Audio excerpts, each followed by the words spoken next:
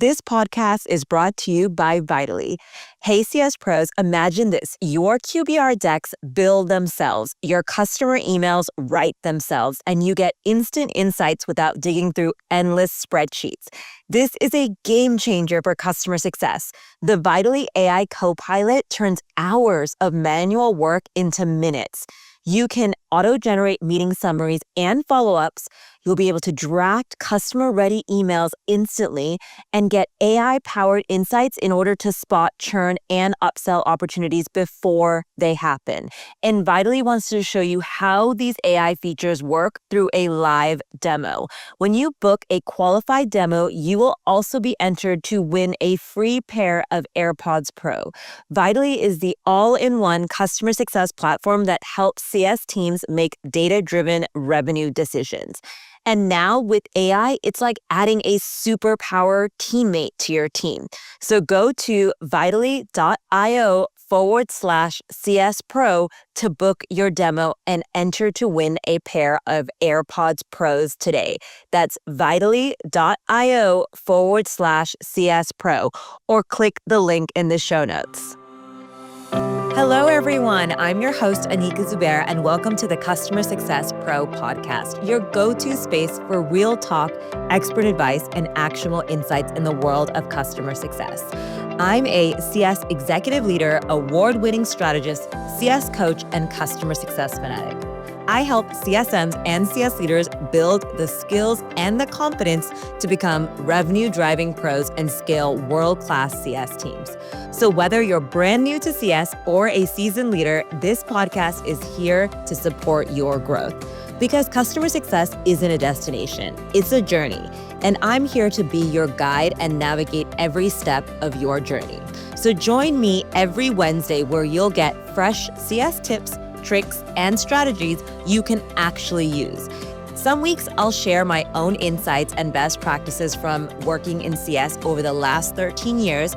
And once a month, I'll bring on expert guests to dive into the most relevant and pressing topics in customer success today. So if you're ready to level up, hit subscribe on Apple Podcasts, Spotify, or wherever you tune in, and let's make your CS journey a little bit easier together.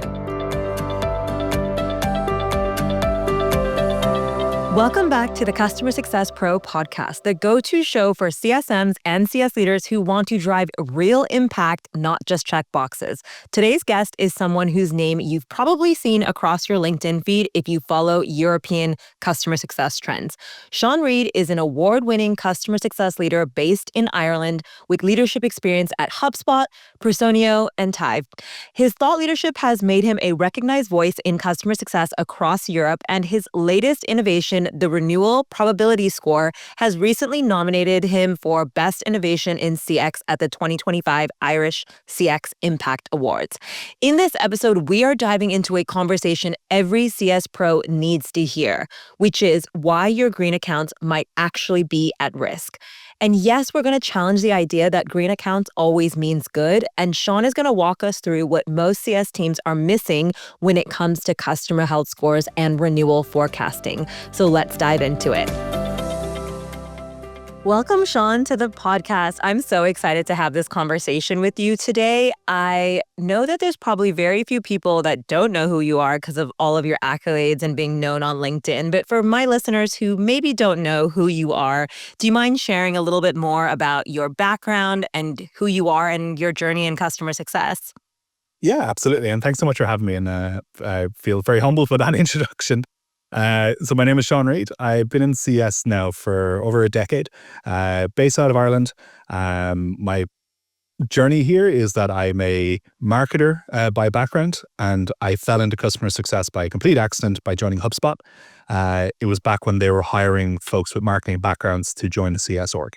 I didn't really know what customer success was. I just knew I wanted to be in a part of this company because of the marketing product and what they did. And very quickly fell in love with customer success and just haven't looked back at all. And in that time, I've been leading CS orgs with startups in Europe and North America and really helping to define how CES can be a revenue driver for these businesses. And when I'm not top of customer success, I can sometimes be found moonlighting as a stand-up comedian, and sometimes can be found just taking photos of the hundreds of toys that are surrounding me right now. I love that. Amazing. This could be a fun take on. I was like, I'm just thinking about how much comedy we can maybe squeeze into this episode. But I love your story. I also love that everyone in customer success starts in a different and unique way. I have had marketers on the podcast before, but it's interesting to see more and more people come from other SaaS or tech careers into customer success. So you mentioned HubSpot. Obviously, HubSpot being a marketing tool makes complete sense. But what made you take that initial leap and start working in customer success? Why not stay on the marketing track? It was what excited me when marketing was I love making an impact. I love creating content. And I love just seeing what you can do with a stage. But I realized very quickly inside of customer success that why would I limit myself to working with one business? As a CSM, I could work with an entire book of businesses and talk about so many different marketing strategies on a daily basis. And that excited me. It gave me an opportunity to grow myself and to learn more by getting so much exposure. And I really realized while doing that I loved the conversations. I loved what we were doing to lead with value and to see these success stories come out of our customers. And that's what made me stay, is that buzz of having a customer say, I'm missing something. And you work with them for 6-7 months on a project. And then for them to turn around and go, I presented this to my boss and look at the impact we've had. And you can feel proud knowing you're a part of that. Yeah, I love that. I also love just that passion and energy behind your voice as you were saying it. I think sometimes in CS, especially in the world we live in right now, it can be very, very easy to get bogged down of feeling like, oh, I got to do this other call with this customer, or this is going to be a churn, or you just feel this pressure as a customer success professional in general. And it's so nice hearing the positives of customer success as I speak to more and more guests on this show, which is really great. And I think you have a lot of passion for it. You've spent over a decade in it, and you've been at some really cool logos as well, HubSpot being one, but Personia being another. I guess what's next, or what's your next CS career dream or ambition? You've moved from marketing, you're in CS, you've been in leadership. What's kind of the big next step for you? I am definitely staying within CS. I can never see myself in another department at all. And it's no disrespect. I've had plenty of opportunities to even join traditional GTM works, but CS is where I want to be. For myself, I always have the long-term career goal of being able to be a chief customer officer for a European tech company. I always stand by that. Europe has some of the best CS talent you'll ever find. And I don't think we have enough of a platform. I don't think folks are vocal enough to say like what they're doing. And there's some amazing success stories out there. So if I could lead that for a European company, that's the goal. That's the dream. I love it. I think Europe is really budding in that way. As an American and someone who's spent now 14 years in Europe and the UK, it's crazy to see how far the entire industry has come in Europe as a whole. But I do think you're so right. We get undercredited or maybe just pushed to the side. We're almost like the stepchild. It's like, oh, let's look at Europe as an afterthought. But there is so much budding SaaS industry out of Europe, but B, there's so much CS talent out here that I do think gets underappreciated, not looked at close enough, whatever you want to say. I do think there's a lot of talent here, and it's really awesome to see Europe grow over the last decade or so, especially in customer success, which again, it's so exciting to see the industry grow. And I know one of the things that you're super passionate about, and you've been nominated for awards in this, is just a lot around being able to predict and being able to really analyze risk of accounts within customer success, and also just being able to be predictable and be profitable and create a probability score that makes sense really for customer success. Because if we're really honest, in customer success, a lot of our work is very lagging or very much looking back at the last quarter or the last year. And health scores is probably one of those things that sit between looking back and looking forward. And I know you've built a lot around health scores in general in your career. So I'm super curious, what shaped your thoughts, your views on customer health scoring and customer retention? Because that's going to be the meat of the conversation today. Yeah, for sure. It was my time in HubSpot as CSM is what kicked it off. We had a health scoring model, which is the exact thing you'd see in so many other orgs. It's the piece of what can the system tell you? But it was all retroactive. Things had happened with your customer's account. Things had happened inside of the software, and now you need to react to it. So it was a constant, we're telling you to react to this. There was no actual prediction with it. And we had kind of fooled ourselves a bit to thinking we were predicting a good score. We were predicting how things were going, but instead we're just looking as a retrospect, right? It's hindsight. And I had a customer that had a green health score, and they were one of my biggest customers, and everything looked positive with them. And even when I spoke to the customer, everything seemed fine. And out of nowhere, we had a churn. And when I ran the postmortem on it, I decided just to be really honest about this and go, I think we failed here. I don't think our health scoring was accurate at all. I really think we missed the mark. We should have saved this. And when I went back and listened back to my conversations, I went back and looked at the interactions we had, there were a lot of signs. There were a lot of subtleties that are coming from the customer's conversations or what they weren't doing that could have made the health scoring go, hang on a second, why are we not addressing this? What are we doing to build this? I want to try to come up with a term from it. The term I came up with was customer confidence or customer sentiment. What are we doing to track that? And the more I looked into our systems, the more I went, our systems can't predict that. But it's so vital if we actually want to do a prediction model to look into. And the only person that can predict that is the CSM. So I started looking more into how do we track this? I love that. You've just said so many things, like so many little golden nuggets there that I'm excited about. First, you just kind of gave me a huge light bulb moment with health scores being very reactive. You're so right. I think that we build health scores thinking we're going to be proactive in the work that we end up doing.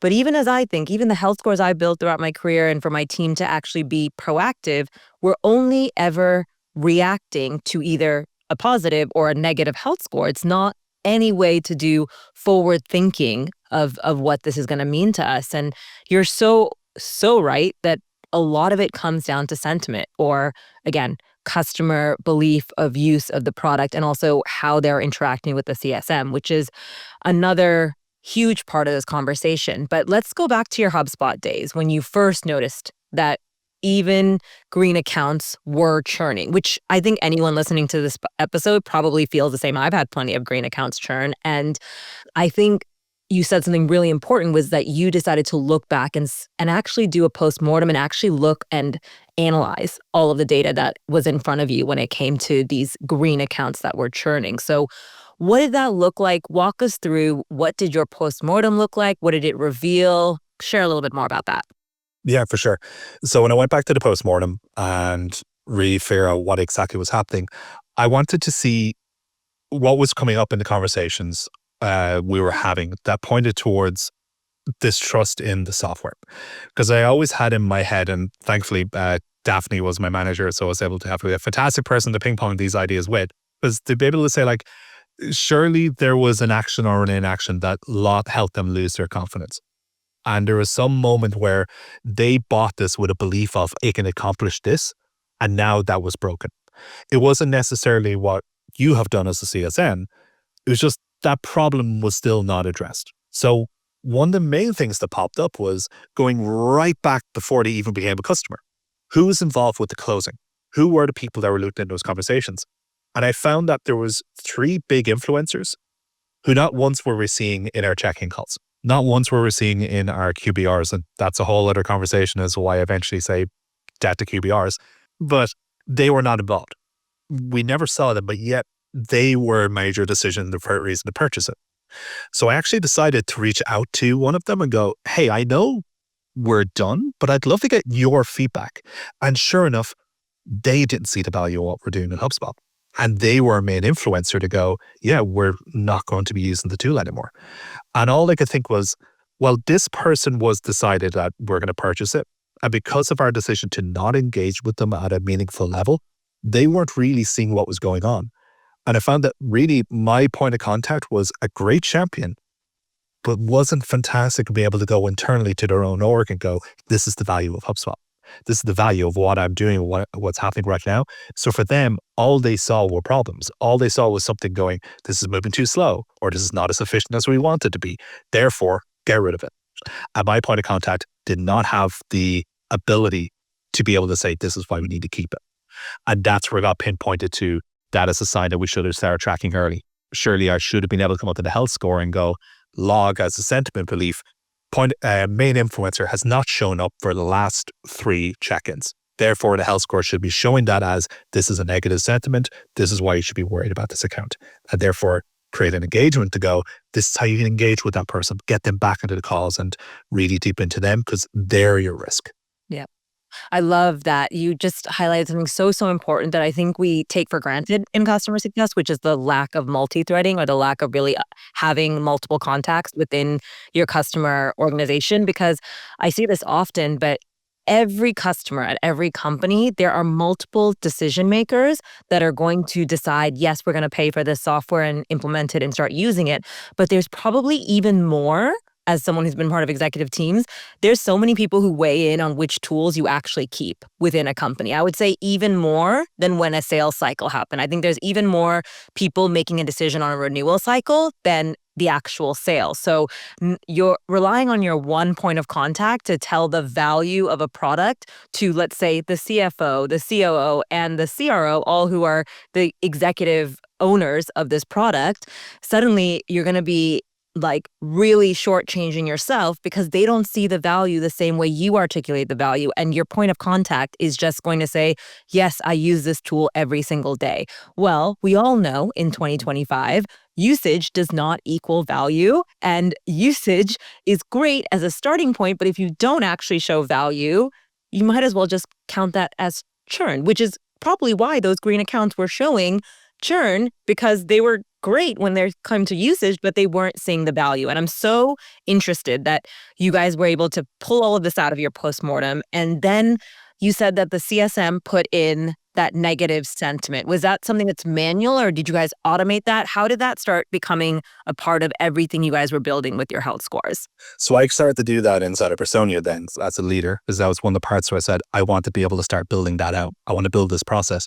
And sure enough, it is a manual process. It is something that you can't rely on automation to track, here's what's been brought up in a call I'm having, or who are the observations I'm making on who is attending a call, or digging deeper into what is the sentiment of the people who are also using this tool, but are not always present with us. That has to be manually done. And I know straight away there's always the piece of, but we need to invest in automation and we need to invest in freeing up time to allow this to go. And when I start talking about the renewal probability scoring and how much effort has to go into a human sitting down to go through this, the very quick pushback ego is, we don't have time. We don't have the resources to build that out. And I always say, well, yeah, you're right. But that's because you're looking at investing and removing time in the wrong place. This is the time you should actually bring a human into it and invest in automating other tasks or other pieces that don't need to have that human insight. Because if you don't do it, you are going to have those churns. You are going to have those missed opportunities to grow the business as well, and missed those opportunities for cross-sell because you're not investing and allowing people to essentially be Sherlock Holmes and investigate the data and investigate what they're seeing in their conversations. A tool like Dawn can help, but I still think you need to invest in those humans. Yeah, I completely agree. And I think in the world of AI that we continuously battle ourselves against every day, I always say it. Yes, AI can be a tool, but it's not going to replace what humans are able to do, especially within the customer success space. And like you just said, in a sentiment scoring, which has to have a human interaction enabled to be predictable and able to actually create some sort of renewal forecast or probability, which is really, really important in everything that we do in customer success. And no matter how much AI is out there, I'm sorry, predicting sentiment is going to be a tough one to crunch out. Maybe it will be someday. Maybe a few years from now, I'm going to be biting my own words. But for now, it's a big part of it. But I think another big crutch that's happened in customer success is health scores have become almost this like Bible for customer success leadership teams. I know personally, my first health score I built, and even the first board report I did, I used health scores as a clear indicator of, we have healthy accounts that are going to forecast renewal, and we're going to have great upsells, all these wonderful things I did. But it wasn't always true, but I used it. I used it all the time as a future predictor for success of our customers and our accounts. And why do you think leadership teams or companies are using them as a crutch? I think there's two things with it. Health scoring for me is what I always call like the three pillars of data when it comes to customer success. They've existed since this became a motion because it worked. The initial model of a health scoring to be able to showcase this is where you should be as a CSM spending your time got us to where we are today. And it was brilliant for getting there. But I think what's happened now is we just haven't challenged it. And health scoring hasn't kept up with the moving market and the way in which people do businesses. We're still stuck in a operating model that was used in 2015 when we've evolved. But the other part that goes with it is now that more and more businesses have been saying, we need to use customer success. We need a customer success department. Therefore, we need one of these metrics, and health score is it. Health scoring is easy. So let's just build something very quickly that we can go there. Customers are healthy. Look at our health score. And that ease gives them an instant part to go, look at what we're doing. And when you have so many eyes on customer success and so many eyes on businesses saying, how do we keep the lights on? There is that fight to go, let me just give you some data point to show that we're doing something well.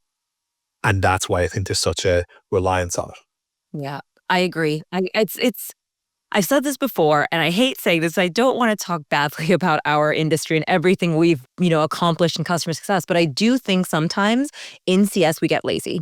And I've said it time and time again, but sometimes it's easier for us to create check boxes as a playbook. And it's like, okay, we finished all these things in the playbook, done, customer is going to be successful. Or like you said, put all this data in, get a green health score, we're going to have healthy green customers. We almost take the easy way in some ways when it comes to CS forecasting and predictability, which I know I'm a practitioner. I'm not trying to say bad things about all the beautiful things we've built. But like you said, we tend to get stuck in operating models that were from 2015 and in 2025 that no longer applies. And I think some of the things you said were around sentiment, around like predictability. I think these are very important parts of a health score. And for anyone listening, they're probably thinking, okay, I need to revisit what the heck my health score is. So I'm curious, in your view, what should be included in a health score that actually predicts renewal? So I think the first thing is you kill the term. You completely stop calling it a health score. And I the love reason that. I say Let's that just is text it. No longer enforced, just like QBRs. No more health score, no more QBRs. kill it. Listen, if you ever want to have a bit of fun, just look when I mention this on LinkedIn and you'll always see some comments going, no, this is ridiculous. How can you kill this thing? Like, we can. But you kill the term. But the reason why I say you kill the term first and foremost is because if I'm speaking to GTN, if I'm speaking to product, or I'm speaking to a board of investors, and I say, this is a health score.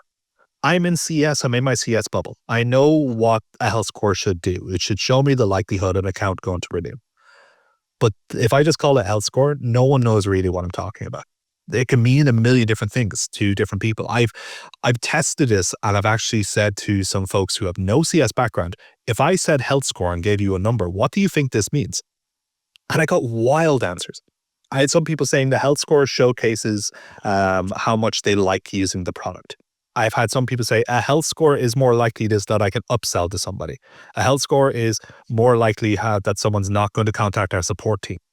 Like, all important things, don't get me wrong, but if you go back to what we want a health score to be, it doesn't necessarily tell the full picture. So call it what it is. It's a renewal probability score. That way, everything that you showcase, say, this is the renewal probability scoring, every department will look at that and go, I know what that is. I know how I can impact that. I know how I can give you data that helps in with this and makes this more and more accurate. And then CS has a seat at the table. Now you have a valid way to be able to go, this is how this protects revenue. And this shows revenue growth attached with it. And that's all we care about is revenue. Yes. Right.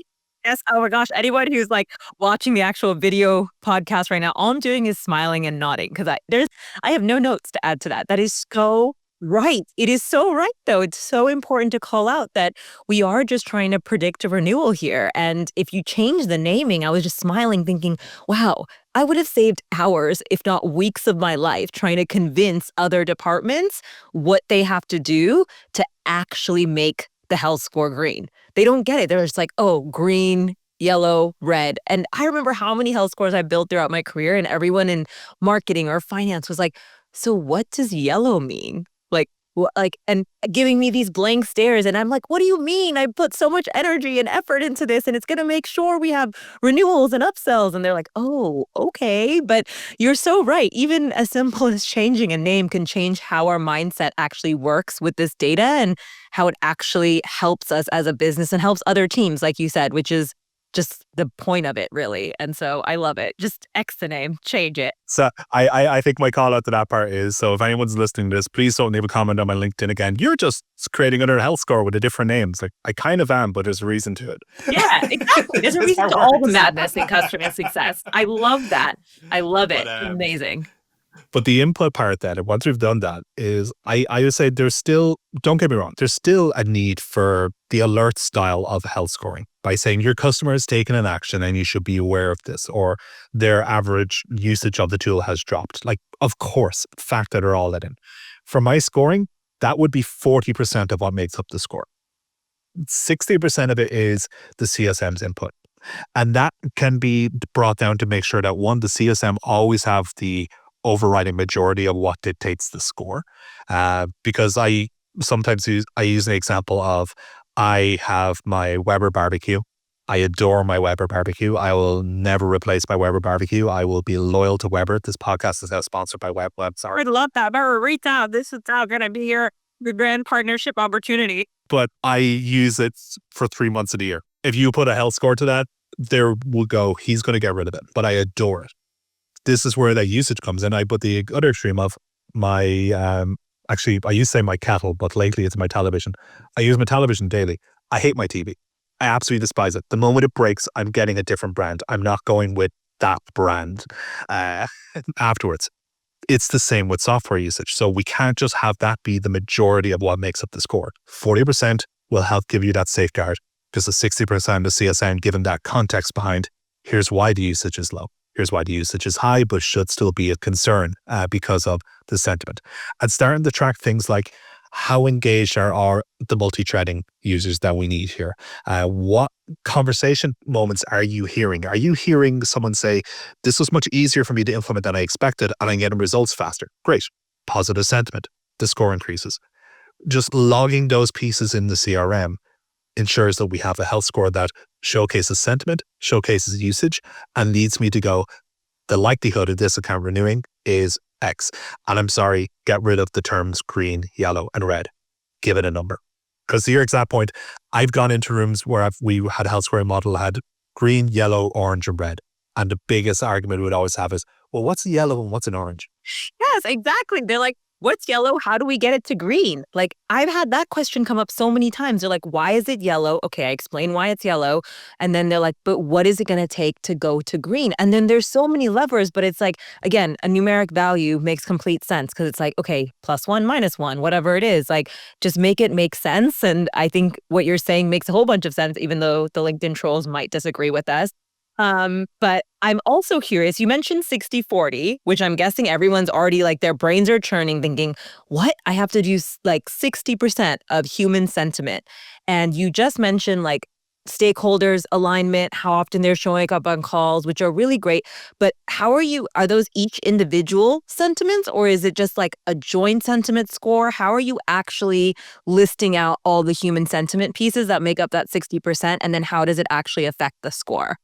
Yeah. So for my model, what I would have inside of the CRM is there are a total of 9 fields. You have 3 fields for positive sentiment, 3 fields for neutral sentiment, 3 fields for negative sentiment. And I'm not allowing the CSMs to go and input their own fields into each dropdown, because then we'll have hundreds of them and it becomes impossible to report on. I really want to make sure we have something streamlined. Yeah. Keep it clean and organized.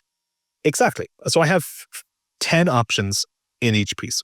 And the CSM just picks the one that they have seen, because they're kind of categorized into a catch-all piece, but That's the point. It's for reporting. But it means that they don't have to invest a huge amount of time in going, well, was this exactly why this is a positive sentiment? So they enter in all this data. No. Simple drop down. One of them could be an extra team is now being pulled into the next training call, or a request has been pulled in for this team to get exposure. Positive sentiment. Clearly the other teams are interested in this. It could be that now my point of contact when they join the check-in calls feels like they're going through the motions. They're not really asking me questions. They're not really challenging me on new updates. They just seem disengaged, neutral. And now there's just one of those categories that I can pick. So when I have all those, it means that my CSMs can just go in very quickly, go boom, boom, boom, score gets generated. Yeah. I love that. I love that you have the drop down. I love that it's only within the 3 spaces, like you said, keep it organized. But as you were talking through all of that, I was just thinking from a CSM perspective, I was like, this can get kind of hairy and overwhelming, especially in scaled environments. Let's say I have hundreds of accounts, right? And 60% of my renewal, what do you call it? Renewal predictability score, right? That's the renewal probability. Renewal probability, right? So as I'm going through this with hundreds of my accounts, how do you scale that? Like, how do you give your CSMs the motivation, but also the realization that this is going to help? Because I can just see that being very, very overwhelming for CSMs. Totally. I'm not going to be unrealistic here. I think it is going to be difficult to pull it off in a scale environment. And I haven't got the exact secret sauce to how you do it. So if anyone's listening and it says, I have an idea, please tell me. But how I approach it myself is, again, it goes back to my earlier piece of where are we investing in the time pressure being put on a CSM? And I've been in the scale environment. In fact, when I went into customer success in HubSpot, that was my background. I started on the scale team. So I know what it's like to have hundreds of accounts associated with your name, and they all are important. They all have their own things to go through. And how do I make sure they all get a strong customer experience? That is hard. I think how you solve for it, how I'm solving for it, is building that focus on what are the repetitive tasks or the repetitive questions that these customers go through. And I'm not wasting a CSM's time, but putting them in front of a customer to answer those pieces. What do I do to automate onboarding? How do I make sure everything is within in-app so that they can be shown, here's how you do X, Y, and Z, or here's case studies or customers who are in your field who are seeing similar results using this tool or using this kind of methodology behind what we're trying to do. Build that. And I know that takes time, but the advantage of building all of those pieces out is now that CSM doesn't have to worry about doing that over and over again. I dare say, there was this time where I felt like everyone was thinking webinars are the solution to a scale team. And I'm of the school of thought that webinars are a great tool for a scale team, but they're not the holy grail. Because to the point, every customer is different. Every customer does have a unique piece they want to go through, and you can't solve that with a webinar. But what you can solve it through is put on investment to allow the CSM to go, now I have time. Now I have time to focus on these customers, but also be honest and go, who are the customers who are going to grow into that next segment? Have them be the priority. Have them be the one that is going to get that scoring model built out from you and puts that time investment in. And that's also a great story for a CSM to tell. To be able to say, I'm investing in these customers and I've grown them into the next segment. I understood the importance of them. And if I'm looking for a promotion, that's the story I want to be behind. Okay, just a quick break from the podcast. If you've ever walked out of a quarterly business review thinking that went well, but still lost the renewal 3 months later, chances are the issue wasn't actually with your product, but it was with the story that you told. Most customer success professionals show data, not value. And executives, they don't renew because of dashboards. They renew because they believe the story you tell about impact. How your product helped them grow revenue, save time, or reduce risk is the real reason why they are renewing with you. And that is exactly why I created the Value Storytelling Handbook for Customer Success. It's a practical step-by-step guide that teaches you how to turn everyday customer outcomes into powerful value stories that actually land with decision makers. You will be getting frameworks, templates, and real examples on how you can start sharing value stories today. Now, if you want to download this, all you have to do is go over to thecustomersuccesspro.com/resources. Again, grab your copy at thecustomersuccesspro.com .com/resources and start communicating value like the strategic partner your execs expect you to be. Go ahead and go over to customersuccesspro.com/resources, or I will link it in the show notes of this podcast. All right, back to the episode.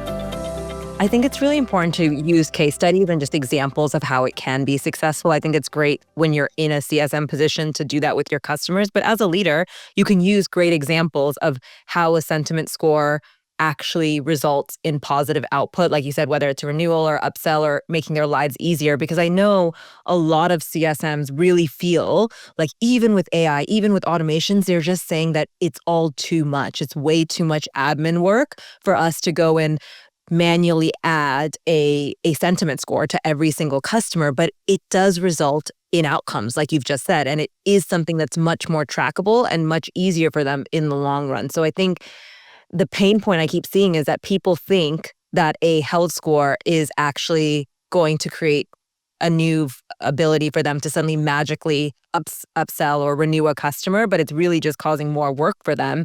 But it seems like the sentiment score is actually helping them and the probability score is actually helping them, which again, just highlighting that as a leader can probably help ease that mental burden that CSMs are going through. But I'm also thinking that people listening are thinking, well, that much human part makes it very, very susceptible to interpretation. And how are you making sure or training your CSMs to really understand which of those 10 pieces they should be increasing or decreasing? Because that can be very, very, again, one CSM could be saying something really high and the other could be saying something low, and that maybe is jarring the score a bit. So I'm wondering how do you kind of normalize what sentiment looks like from one CSM to the next? Here's what I'd say. I really think we just need to trust our CSMs. And I see this a lot where folks say like, I wouldn't have given that this score. I would have given it X. I would have done A, B, and C. And that was my mistake when I became a manager. I actually spent a lot of time turning around to my CSMs and going, I wouldn't have done that. I would have given them this because of my input on A, B, and C. And it was only when I had one CSM just kind of snap at me and say, I talk to my customers more than you do. I get them. They're telling me to just, you're not seeing it. And that's why I'm giving them this score. And that was the light bulb moment where I go, you're right. So when we have the part of it's open to interpretation, it 100% is. And that's okay. Trust our CSMs, trust them to have it. And when they're trying to figure out what's the scoring I should give it, then I'll coach them through it. Then I'll say, well, here's what this means, or here's what I've encountered, or here's what I've seen. But I will always end that conversation and go, but I am not going to tell you what score to give them. Yeah. You do it. That. I trust you. I love that. I always say that to my new hires as well. I'm like, I have hired you because you are the right person for this job, and I trust that you're going to do that to the best of your ability. And I think, like you said, it's a trust thing. Like, you're being hired because I believe you can do this job. And part of doing this job is be able to assess your customers and assess the room and assess and understand how a call went or how a customer is actually using versus not using our product. And so I love those. It's a great tip. Yeah. I get feedback from time to time myself on that I'm a very tough interviewer. And if people who join my team go like, I had no idea if I was going to get the job. You were so hard to read. I go, that's why. I want to trust you. And would you join the company? I'm like, I went through a tough interview process, so I can trust you. That's fine. Yeah, it's so true. So everyone I work with or coach with or even I've hired in the past, I always say like, an interview with a hiring manager that's in a CS role, all I'm doing is assessing how good you're going to be in front of my executives that are my customers. That's all I'm doing in that entire assessment. You can rattle out all your important metrics, which I will have read in your CV, but you can rattle all those out. But I am looking at the ability for you to actually hold a conversation with an executive leader or a customer. And that is what I guess an interview should be in customer success. At least that's how I feel of it. But yeah. Listen, I want to talk about another metric that has made health scores what they are today and what they have been, let's say, in 2015, which is the dreaded NPS score. And I don't believe in it, but I know that there's probably a lot of companies, still using it, fine, but they're using it as a big part of their health scoring. And I would love to know, in your own opinion, like, Are you using NPS today? Is it any part of your health scoring? Like, what are you using NPS, or let's just say customer surveys as part of the sentiment, or not part at all? I groan when I hear that a company is using NPS as like a measurement of success of a CSM, or they say that's one of my key metrics. I go, no. Again, NPS is like one of the three pillars: NPS, QBRs, and health scoring. That got us to where we are today, and God bless it. It was great when it started. It was a great initiative for us. It should evolve. It is NPSs for me are a moment in time, and I can't judge an entire 12 months by a moment in time. I've seen so many times where we would have a customer get a poor NPS score. The CSM would call them or email them like 2 or 3 days later and go, "Hey, I saw this score. You gave it 2. Is everything okay? Sorry, I was having a really bad day. Um, I took it out on your support team, or I actually got what I needed. I realized was A, B, and C. I'm good. Don't worry about it." Or on the flip side, I have a customer who gives a 10 and everything's just amazing, but they have no say in if we renew or not. So Yeah. NPSs create a false narrative, and they are just pure performative metrics. They are. Why I think we need to They make us feel really good. They make us feel, I call them vanity metrics, like internal vanity metrics. Totally. And I think there's too much pressure being put on CSMs when suddenly we see someone have a poor NPS. And I've seen it when I was a CSM, and I've seen it to my own teams where a senior leader will suddenly come in and go, "Why did that customer give a 7 out of 10? You need to prioritize what's happening here." Like, it's a moment in time. I've no context fully behind it. We need to figure that out. So if your sole obsession is turning that score around, you're missing the point of what the score could be. For me, the score should evolve into again, an overall sentiment score. And how I view it happening within a CSM is once the NPS comes in, and again, to be really clear, I'm not saying get rid of NPSs, but use them as a launchpad. So once that survey is filled in, CSM gets in touch. They have a call with the customer. They go through whatever gave that positive or negative sentiment, and they wrap the call by going, out of curiosity, if we were getting that NPS score now, what would you score us? Log that. And then after every interaction, every point, you don't have to have it be as robotic as saying, "Hey, as we wrap this call, can you grade me between 1 and 10? The CSM can just ask those questions to try to track the sentiment. Now that we're going through this, how are you feeling? Are you feeling really confident with our solution? Do you think this is getting you towards your goal? Yeah, I feel super confident. Great. 9 out of 10. CSM is tracking it themselves. And then over 6, 7, 8 months, I take a step back and I look in the CRM. I have this wonderful graph then that shows the overall curve of that sentiment. I'm able to start tracking, well, I can see that this sentiment is going up and to the right. I can see now the sentiment is actually starting to drop down. And that feeds into that renewal probability score because I'm able to see the overall story that's been told. Or as I got to learn with my time in Tive, where seasonality can really impact your customers, we would see some where their NPS score would be so low, but it's because they just weren't doing anything because of seasonality with the business. But they were still going to renew. It's just the way it worked. But that's I love that. I love that you were able to take scores and then also ask hard questions. I think that's something else we're not doing enough of in customer success. We're almost avoidant of some of the tougher questions. And it's not like you're asking a super hard question, but it's like, hey, you gave us a great or a bad score. Is that the same today based on the interactions or the, value you're seeing in our product or service? And I think sometimes just asking that question unlocks so much more than you could ever imagine from a moment in time and a score in a pop-up in your app or whatever it is. But I think another thing you pointed out, which I love, is that you're looking at over time, like data over time. It's not just it's like change over time. It's like, okay, well, you went from a 7 to a 10 and then down to a 6. Like, what happened there? What's the average? What's your median score? It's a lot of math, a lot of statistics, which I was horrible at. But still, it's really important to make sure you're not just marking your health score and your customer sentiment based in one moment in time, which I think we get guilty of. I know I had done it before. So I'm so happy that you've been able to figure out a way to really evolve that. But as we are speaking about being guilty of things, I'm just thinking when you were building your customer success health score or probability score, whatever we're calling it, probability score now, that's the name. What like, what did you do that, if you're looking back, what's like one mistake you've made or something that you would warn others not to do when they're building their probability scoring? I rushed it. And this is why I'm so adamant about when we're talking about building out scoring, where I think you need to take your time. It is going to be hard. The temptation is there because, again, right to the start of this conversation, CS orgs are under pressure to show how they're performing. They're under pressure to show how they are a revenue driver for our business. So it can be very quick to go, there, I got this built, go, use it. We really need to take our time with it because it is so powerful when it's done right. And I rushed it. And it caused me to miss some obvious signals that I should have been putting into the system. But it also meant I wasn't giving my team the coaching time to really get to grips with it. Instead, I was presenting this thing to leaders and going, and now it's live, we're going. And then my team wouldn't be filling it in accurately or filling into its full potential. And the pressure was on me to go, you said this is going to really help us predict renewals. Why are we still getting churns coming in at the bare minimum amount of notice period? Why did this pop up? So I'd say I wish I took my time. And now that I had taken my time, we've an incredibly accurate model where there's very rarely we get a churn that suddenly pops up with the bare minimum notice. We're able to go, this is risky.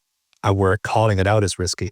And one thing I'd say with that as well, the other kind of message I would have with it is what you were saying about asking the hard questions. I think sometimes we're afraid of asking it. And I've seen it so many times in my own team where they go, I don't want to know the answer.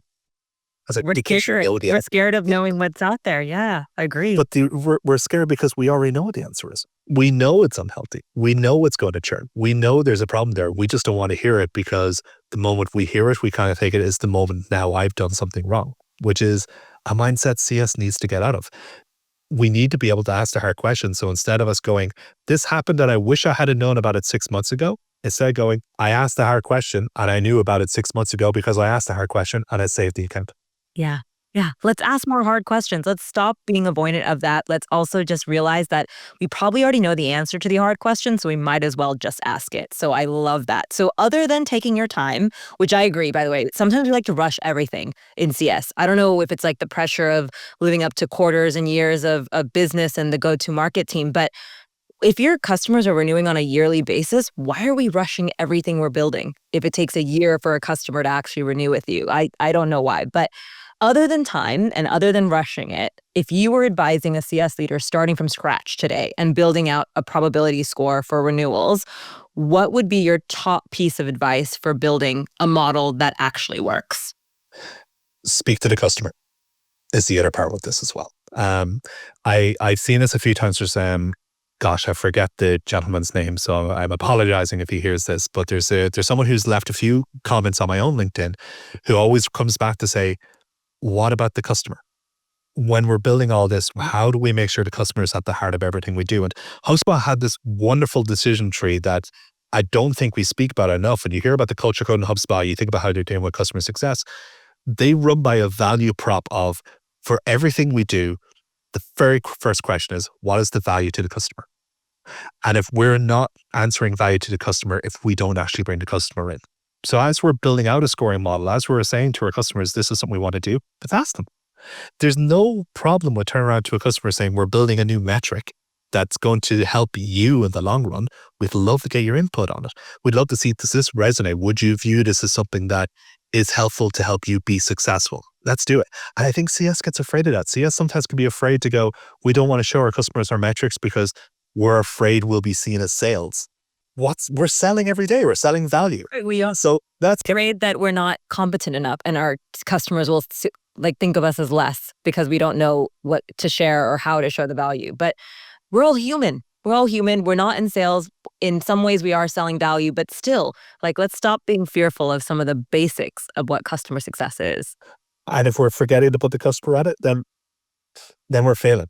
Yeah. It's customer success. It's in the name. It's in the name and it's so important. I think anyone listening, if you're ever questioning how to build this, what to do, whether it's health scoring, predictability scoring, whether it's renewals, upsells, any onboarding, I don't care. If it comes back to the customer and asking the customer. So I think that's solid advice. Thank you so much, Sean.